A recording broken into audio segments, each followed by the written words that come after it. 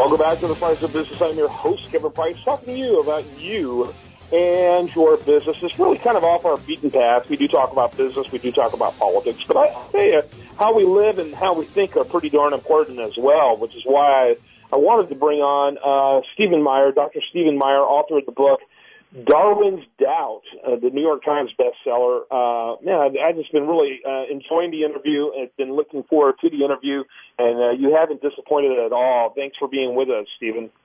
Oh, you bet. Been a lot of fun. Tell me about the, I'm curious, because you did have a very strong science credentials before you entered into your PhD program at Cambridge on the philosophy of science. What typically are required as far as prerequisite credentials for entering a program like that? I'm just curious. Well, typically either a strong science background or a strong philosophy background or some of both. I did a double major program in physics and geology as an undergraduate, but I was always sneaking across campus to take courses in philosophy because I was really interested in the big questions, and especially how science intersected those big questions about the origin of the universe or the origin of life or the origin and nature of consciousness or whether or not the mind is reliable and whether we can know anything at all, which is something philosophers have been worrying about for 300 years. So it's yes. Those are the kinds of things I was interested in. But, I was going to mention, too, there's a connection to this information idea and ideas about free enterprise and capitalism and wealth creation. And you mentioned George Gilder, and I know you're a business show, and George was a longtime hero of mine before I finally met him. I read all his books when I was first out of college. And when we first met, we had this electric conversation because his ideas about wealth creation are really important. He's disputed the materialistic idea that wealth comes just from the material stuff in the ground. And instead he says, the biggest part of wealth, the value added, is what the mind contributes.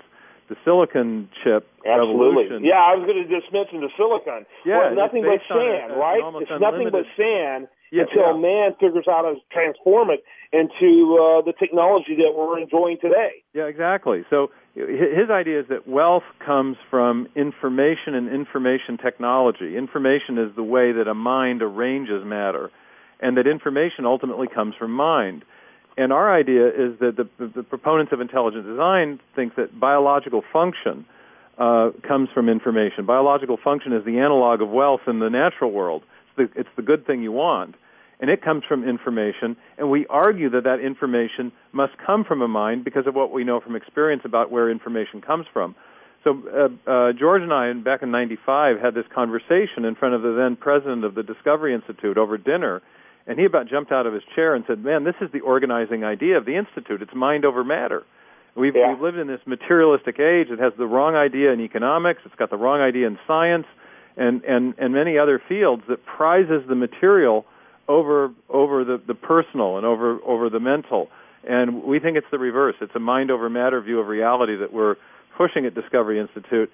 And George's new book in economics is making this case very strongly. His new book, which is a sequel to Wealth and Poverty, called Knowledge and Power. So, we interviewed him. We interviewed him about that book. Phenomenal book.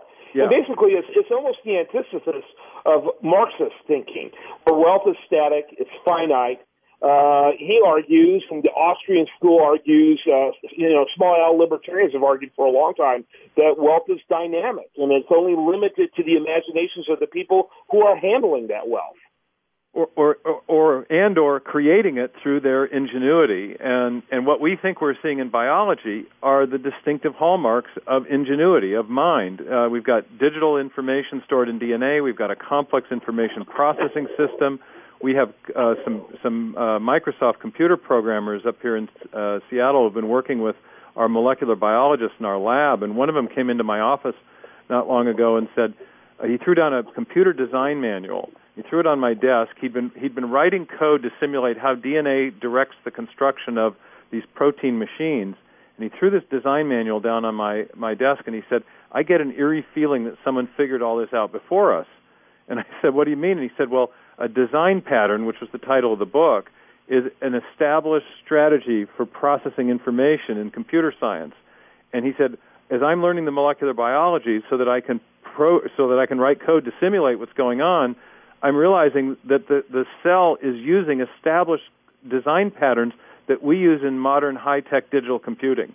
And it's very eerie, except for one thing.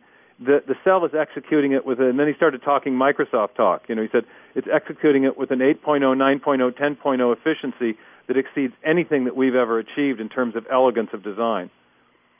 Right. Well, and you look at, like, for example, a lot of the animals out there. If you take a giraffe, for example, his capacity, the way he's physically designed, his capacity to bend his neck below his body, like he can do that, as low as he can do that, from a physics perspective or from a biological perspective, it would be virtually impossible because of the damage that it would do, explosive damage inside his body. But obviously, he was intelligently designed it's almost like an engineering feat for him to be capable to do the things that he's physically capable of doing. And you see that in across the board in species. And that is, if you will, the part that Darwin couldn't explain, isn't it? Well, right. I mean, the giraffe's a good example because they're very sensitive pressure sensors along the neck to control blood flow. But even in the first animals, and this is what my book is about, it's about the origin of the first animals and how they come suddenly into the fossil record in defiance of Darwin's expectations that things would arise very gradually, morphing from simple to complex. The very first forms of animal life are exquisitely complex. The iconic form from the Cambrian period is the trilobite that we often see fossil images of. And in many fossils, they've discovered the little cones in the eyes showing that the trilobite had a sophisticated visual apparatus known as a compound eye from the very dawn of animal life. There is no gradual it doesn't, the evolutionary process doesn't show evidence of things moving from simple to complex. We have complexity right from the very basis in the fossil column of animal life. So it's very much non-Darwinian, and this is the doubt that Darwin had. He was aware of this in the 19th century, and what I do in the book is I tell the story of this doubt and show how it's grown up to become illustrative of a major problem in evolutionary theory, not just the problem of the origin of new animal form, but the problem of the origin of the information, the digital information in DNA that would be necessary to build these new forms of life. We can't account for that apart from, I argue, intelligent causes, because we know from experience that it takes a mind to generate information, and no other material cause is sufficient. Yeah, it's fantastic. I wish I could have ours with you. I am going to ask you back on, though. I hope you can join us again. Oh, you bet. It's interesting and great to make the connections to economics as well, because the information is critical to wealth creation today, and we know that it comes from ingenuity. Yeah, that's interesting. We could have a whole conversation. It's interesting, in Hebrew tradition of education, they always taught things contextually. All of these things were interconnected in the Hebrew tradition of education.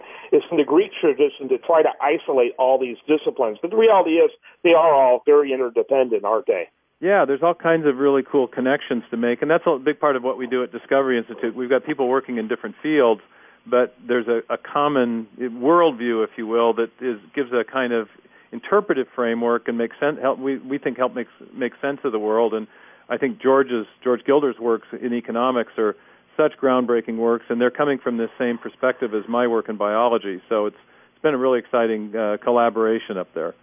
Dr. Stephen Meyer, author of the book Darwin's Doubt, is a New York Times bestseller. You can see why. Anyone who's intellectually honest and really wants to ask the tough questions about how we got here and who we are as human beings, as well as the creatures that surround us, they really need to read this book with an open mind, and I think they're going to be really impressed. Endorsements are really impressive. I hope the gentlemen still have their jobs that endorsed your book. I'm sure you saw the movie Expelled. The environment out there for this kind of discussion that you have in this book is so hostile and so anti-intellectual, and it really does, to me, resonate like Nazi Germany in the way they looked at science.